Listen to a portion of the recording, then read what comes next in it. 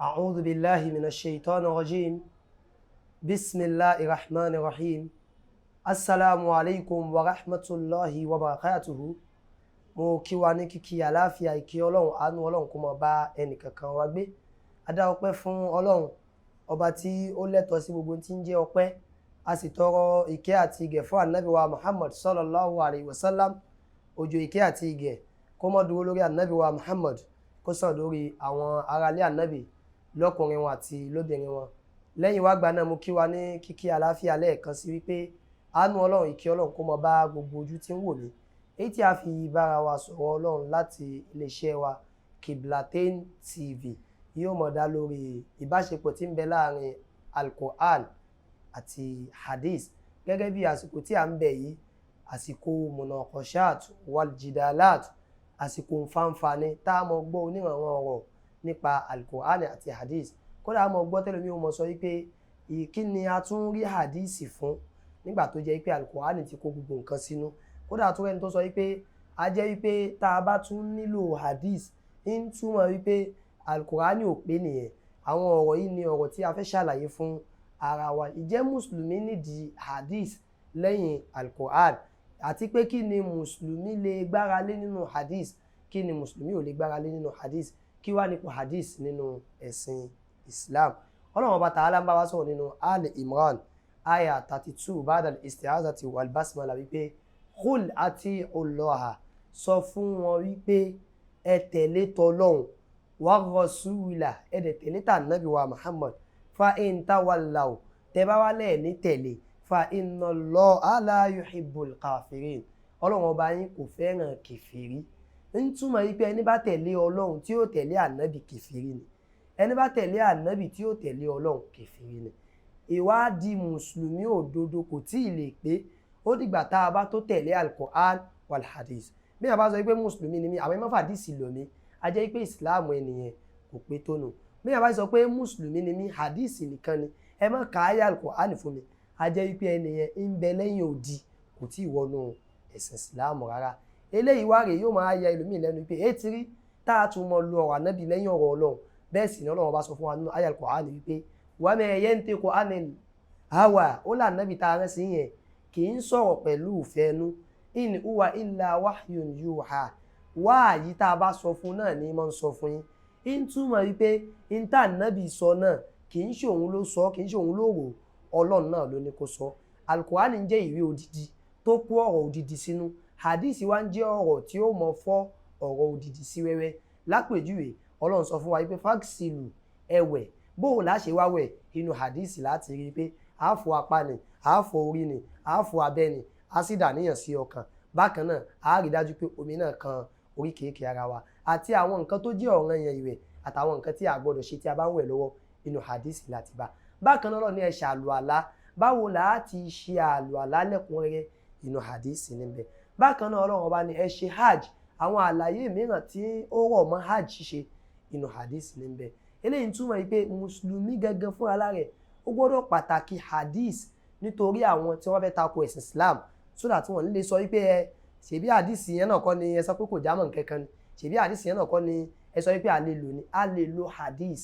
Àmọ́ àlàyé tí ń bẹ ní abẹ́ hadith ni kí mùsùlùmí ó ṣàlàyé fún àwọn èèyàn lẹ́kùnrẹ́rẹ́. Hadith ń jẹ́ ọ̀rọ̀ ànábì wa Muhammad léyìí tí ọlọ́run Ọba Ta'ala ṣàlàyé fún pé ṣàlàyé báyìí fún àwọn èèyàn, ṣàlàyé báyìí fún àwọn èèyàn. Àmọ́ Al-Qur'an jẹ́ ọ̀rọ̀ tí ọlọ́run Ọba fi rán Jibril pé yá sọ fún ànábì, Jibril sì ń sọ fún ànábì, ànábì sì ń pàṣẹ fún àwọn sàbẹ̀ pé ó yẹ mọ́ kọ́lẹ̀ lójú mi, ànábì sì ń yẹ̀wò pé eléyìí correct, eléyìí ó correct. Àmọ́ hadith wọn ò kọ́lẹ̀ lójú ayé ànábì, nígbà tí ànábì lọ tán ni wọ́n tó kọ́lẹ̀. àmọ́ àwọn sàábẹ̀ ànábì wa Muhammad sallallahu alayhi wa sallam ridwanullahi alayhim, ọlọ́run bá yọ́nú sí wọn, ọ̀pọ̀lọpọ̀ wọn ṣiṣẹ́ takuntakun láti fi rí i dájú pé ohun tí wọ́n fẹ́ kójọ lẹ́yìn ànábì yẹn ó jẹ́ ọ̀rọ̀ ànábì lótìtọ́. Wọ́n rí àwọn ìdọ̀tí mi yọ, wọn ò sì rí ìdọ̀tí mi yọ. Ohun tó fà tí wọn ò fi rí ìdọ̀tí mi yọ náà ni wípé hadisi mi ò dọ́dọ̀ wọn,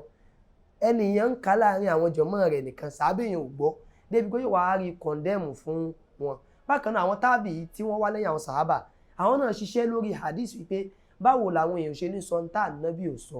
wọ́n ṣiṣẹ́ tó pọ̀ lórí ẹ̀. Àwọn náà sì rí àwọn kan yọ, wọ́n sì rí àwọn kan yọ. Eléyìí ló fà tó jẹ́ pé a sì rí àwọn míì nínú ọ̀rọ̀ tó máa ń pè ní ọ̀rọ̀ ànábì tí kì í ṣe ọ̀rọ̀ ànábì tó wà nínú tírà hadith tó dẹ̀ jẹ́ pé irọ́ ni kò wá tàbùkù ànábì bẹ́ẹ̀ sì ni kò tàbùkù hadith ó tàbùkù àwọn tí wọ́n parọ́ mọ́ ànábì wa Muhammad ni sallallahu alayhi wa sallam ẹlẹ́mìí àfi tó pé ṣèbí wọ́n ládìsí yóò gbádùn nítorí pé ànábì ò gbádùn no ànábì kọ́ ni ò gbádùn o ànábì kọ́ ni ò gbádùn ó dẹ̀ ní sáré sọ̀rọ̀ sí sàábé yẹn náà nítorí pé sàábé yẹn gẹ́gẹ́ fún alára ẹ̀ ó lè má mọ hadith yẹn rí tó kàn jẹ́ pé ẹnìyẹn kàn gbà wá lórí ahọ́n sàábé yẹn àwa ní fi torí pé a ti rí àwọn hadith tó jẹ́ dọ̀ìf tó jẹ́ ọ̀lẹ tó jẹ́ pé ànábì kọ́ ló sọ ká fi torí ẹ̀ ká wá ní àní nígbàgbọ́ nù gbogbo ọ̀rọ̀ tó bá jẹ́ pé ànábì ló sọ lọ lápèjúwe nísìn kò sí ẹnìkankan nu wa tó bá Nnamdi Azikiwe lò gbà àbí kí n sọ pé kò sí ẹnìkankan nu wa tó bá àwọn ẹni tànú tó bá wọn lò gbà àmọ́ gbà mí bẹ̀ tó wà sọ fún wa pé lágbájá ọmọ lágbájá sọ báyìí ní ọdún 50 something àádẹ́ nígbàgbọ́ nù ẹ̀ wá ìta nígbàgbọ́ nù ẹ̀ nítorí pé a gbà yí pé bó tilẹ̀ òkè gbogbo àwọn ọ̀rọ̀ tó ń sọ nípa rẹ̀ kó jẹ́ irọ́ tó ìmí náà ń bẹnu àwọn ọ̀rọ̀ tí wọ́n sọ nípa rẹ̀ tí ó jẹ́ òótọ́ níta mo wá fi wọ́n ni pé ṣé òótọ́ ni àbó òótọ́ kọ́ òun náà ni wípé tó bá sọ ọ̀rọ̀ tó jọmọ́ ìwà ẹnìyẹn yóò fẹ́ mú wa sọ pé ó dà pé òótọ́ ni tó bá sọ ọ̀rọ̀ tó jọmọ́ ìṣe ẹnìyẹn yóò mú wa sọ pé òótọ́ ni àmọ́ tó bá sọ ọ̀rọ̀ tó bá ti tako ìṣe ẹnìyẹn ìyẹn ni yóò mú wa sọ pé eléyìí kì í ṣe òótọ́ tá a bá rẹ́ni tó ń sọ pé àdìsí kò lálàáfíà tó bá nítorí pé kí n tó bá ní àdìsí ń polówó ogun nítorí ànábì wa Muhammad dẹ̀rí sallallahu alaihi wasallam kì í polówó ogun má sáré sọ fún ẹnìyẹn pé aláìmọ̀kan ni ń tako àdìsí kọ́kọ́ farabalẹ̀ náà nítorí pé ìròyìn ànábì ò gbọdọ̀ yàtọ̀ sí ọ̀rọ̀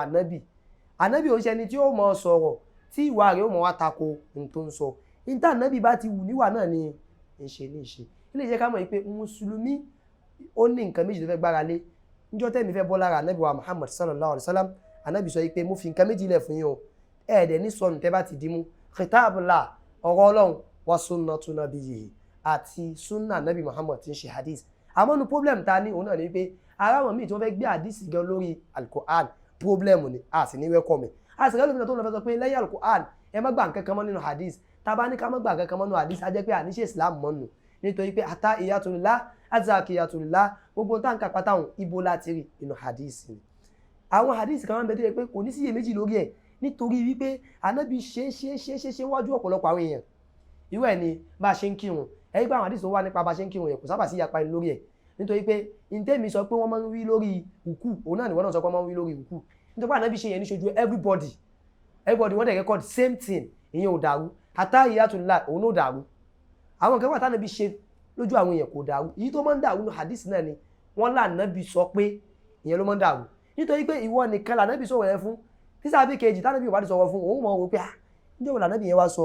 ọ̀rọ̀ yẹn fún wọn àwọn onímọ̀ wá ṣe ìwádìí pé ṣé ó máa nàbí rí àti pé kí ni àti wà nàbí kọ síra ṣé ànàbí lè sọ ọ̀rọ̀ yẹn fún ọ tó bá rí pé ó mọ̀ rí wọn fẹ́ ẹsẹ̀ rẹ̀ múlẹ̀ tó bá rí pé ó mọ̀ rí wọn sọ àdìsí yóò lálàáfíà kì í ṣe pé bí akànmádé sọ pé kí ló ń jáde sí irọ́ lókun nú ẹ̀ irọ́ kọ́ lókun nú ẹ̀ nítorí pé kó mọ̀ jẹ́ pé àárọ̀ fúnra lára wa là ń fi ọra wa la fi ń da ẹ̀sìn wa nù bàbá wa gba Maulana Sheikh Muhammad Said Ibrahim Ọláwùmí Ọlọ́run bá wa kẹ́ wọn sọ ọ̀rọ̀ kan nínú àwọn ọ̀rọ̀ jọ̀gbọ́n tí wọ́n sọ wọ́n ní wọ́n gbé ọ̀bẹ lé ẹlòmíì lọ́wọ́ báyìí wípé lágbájá ọmọ lágbájá gbà máa dù fàṣọrẹ ànàmọ sẹmi àṣìbá yẹsìbá tó bá kàn ti gbọ́ dù yóò sì dù kò sì nímọ̀ pé Islam lọ ní kóhun dù wọ́n gbé ọ̀bẹ lẹ́lòmíì lọ́wọ́ báyìí pé á máa dù yóò sì máa dù pé ṣe bí kí n dù náà ni kò dẹ̀ nímọ̀ pé Islam lọ ní kí òun dù ẹni tí wọ́n ní kó máa tako àwọn àfáà kò mọ̀ pé Islam lọ ní kóhun dù ẹni tó ní kó máa tako àdìsí kò mọ̀ pé Islam lọ ní kóhun dù ẹni tó ní kó sọ pé kò sí nǹkan tó ń jẹ́ Al-Qur'an kò mọ̀ pé Al-Qur'an lọ sọ pé kóhun dù yẹn Islam lọ ní kóhun dù yẹn a gbọ́dọ̀ wà careful níbi gbogbo tá a bá fẹ́ sọ pátá kókó mẹ́sẹ̀jì àtòní náà ni pé Al-Qur'an àti hadith òun náà ni òpómúléró tó gbé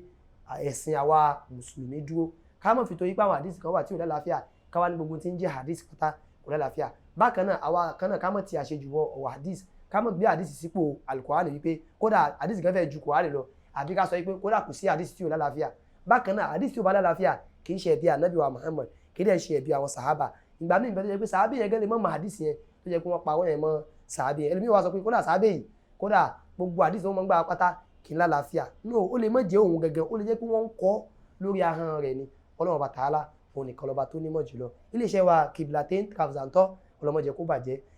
CEO wa Ọlọ́run kó bá wà pẹ̀lú wọn àti alájì wa àti alájà wa Ọlọ́run kó bá pọ́n yín gbogbo àwọn àtàjọ ń ṣiṣẹ́ náà Ọlọ́run kó gbàdúrà ẹnì kankan wa subhana rabbika rabbil izzati amma yasifun wassalamu ala al-mursalin walhamdulillahi rabbil alamin. Sauty ọgbọ́n Qiblatain ló dá mi lójú tá ó bá lọ́ngá àjìyàn tí ń múra ta òdùpẹ́ Qiblatain.